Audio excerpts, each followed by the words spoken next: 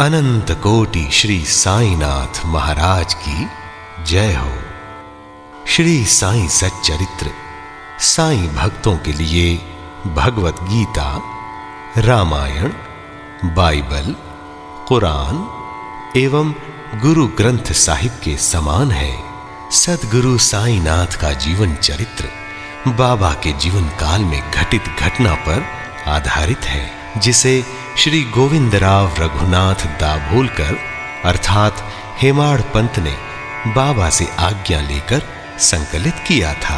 प्रस्तुत ग्रंथ साईं सच्चरित्र के नाम से पूरे विश्व में पूजा जाता है, जिसे विभिन्न भाषाओं में शिरडी साईं संस्थान द्वारा उपलब्ध कराया जाता है।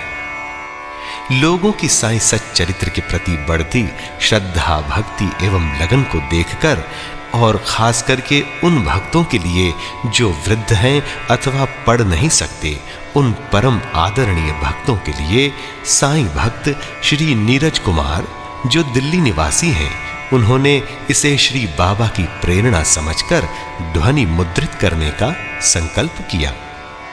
इस साईं सच्चरित्र के श्रवण से आपके जीवन में खुशहाली, हरियाली और अमृत वर्षा निरंतर होती रहे, ऐसी हमारी श्री अनंत कोटि ब्रह्मांड नायक सच्चिदानंद श्री साईनाथ महाराज के पावन चरण कमलों में प्रार्थना है।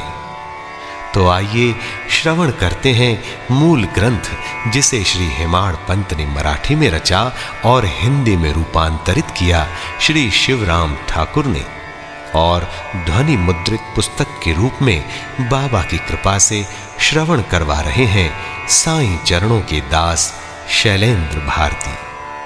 साईनाथ महाराज की जय हो।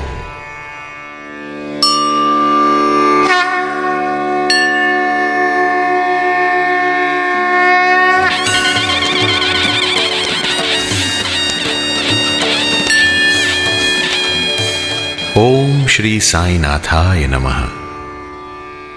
देवाधिदेव ईश्वर अवतार एवं सद्गुरु श्री साईनाथ की परम कृपा से हम आपके समक्ष श्री साईं सच्चरित्र प्रस्तुत करते हैं।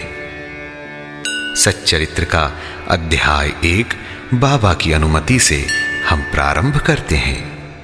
एक दिन गेहूं पीस रहे श्री साईं समर्थ, अचरज से सब सोचते इस लीला का अर्थ।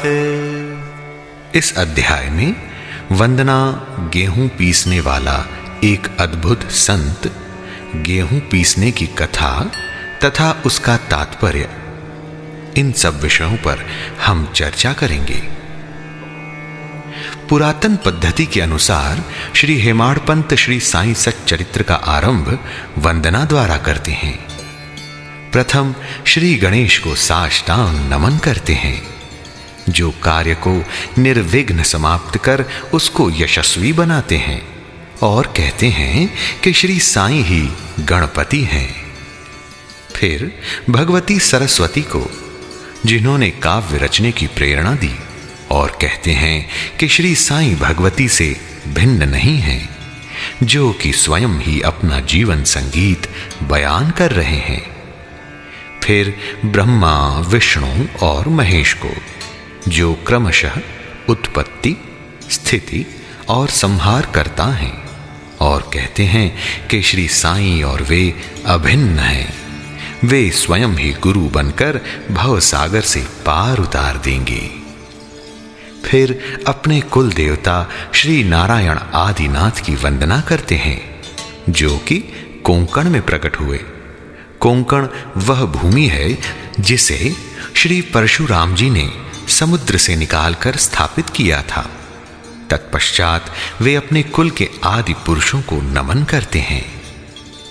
फिर श्री भारद्वाज मुनि को, जिनके गोत्र में उनका जन्म हुआ, पश्चात उन ऋषियों को, जैसे याज्ञवल्क्य, भृगु, पाराशर, नारद, वेदव्यास, सनक सनंदन, सनत कुमार, शुक, शौनक, विश्वामित्र, वशिष्ठ, वामदेव, जैमिनी, वैशंपायन, नवयोगींद्र इत्यादि तथा आधुनिक संत जैसे निवृत्ति, ज्ञानदेव, सोपान, मुक्ताबाई, जनार्दन, एकनाथ, नामदेव, तुकाराम, कान्हा, नरहरि आदि को नमन करते हैं। फिर अपने पितामह सदाशिव, पिता रघुनाथ और माता को, जो उनके बचपन में ही गत हो गई थीं। फिर अपनी चाची को, जिन्होंने उनका भरण पोषण किया, और अपने प्रिय ज्येष्ठ भ्राता को नमन करते हैं। फिर पाठकों को नमन करते हैं, जिनसे उनकी प्रार्थना है कि वे एकाग्र चित्त होकर कथामृत का पान करें।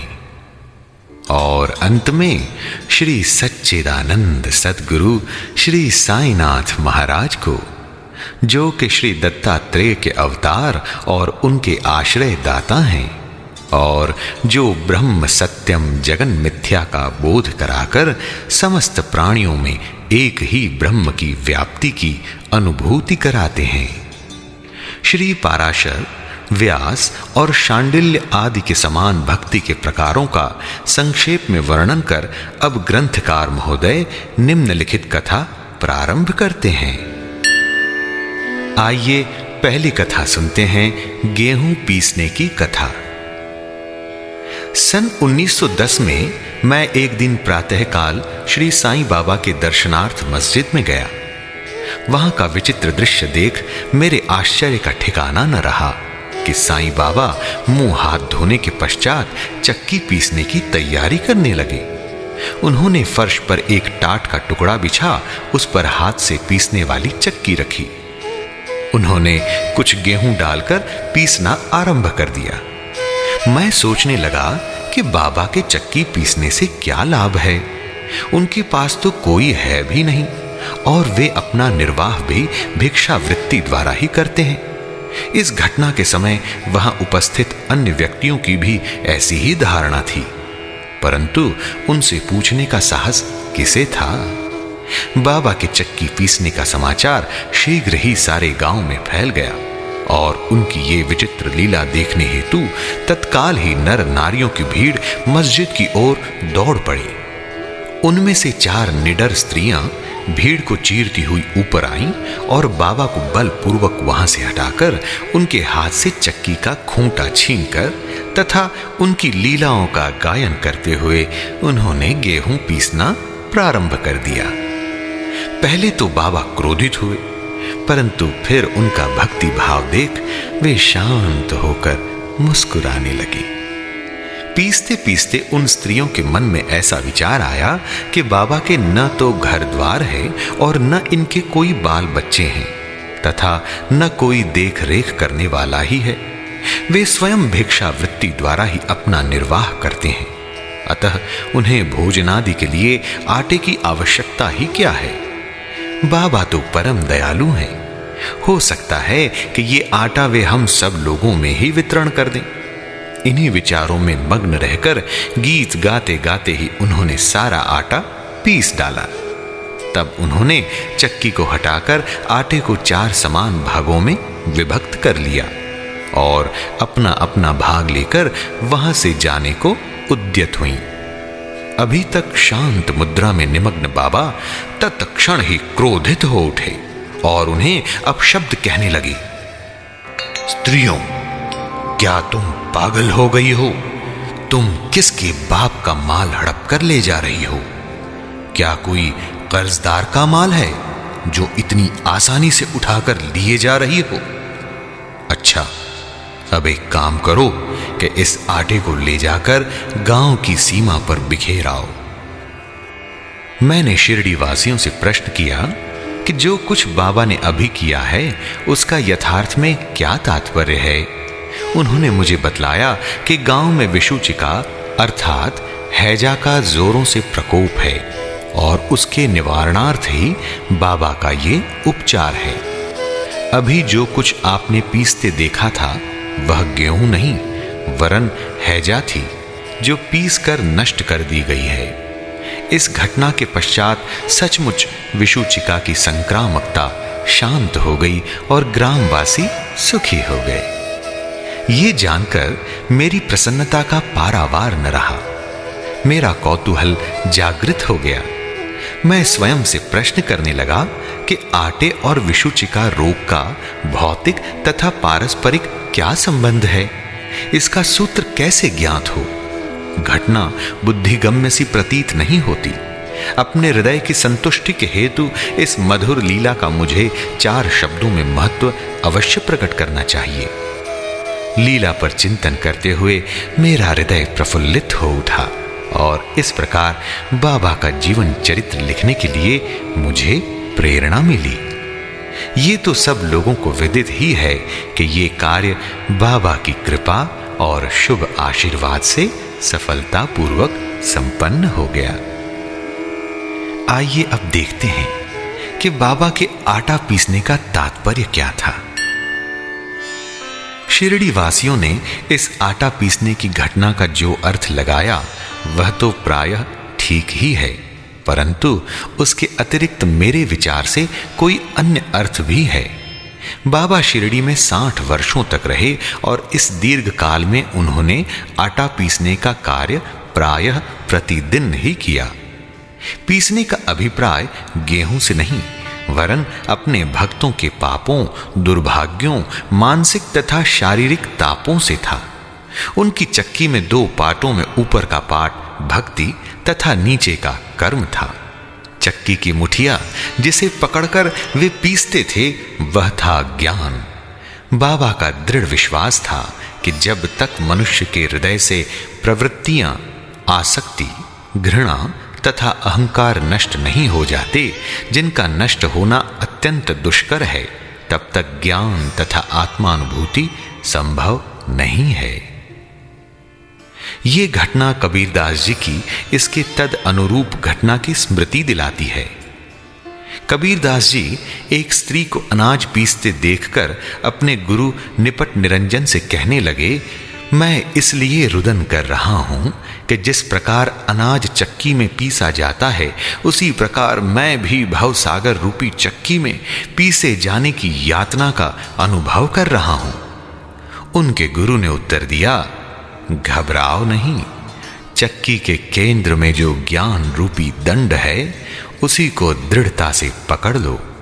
जिस प्रकार तुम मुझे करते देख रहे हो उससे दूर मत जाओ, बस केंद्र की ओर ही अग्रसर होते जाओ और तब ये निश्चित है कि तुम इस भवसागर रूपी चक्की से अवश्य ही बच जाओगे। चक्की चला के दे रहे साईं ये संदेश, अहंकार को मिटा ज्ञान का मन में करो प्रवेश।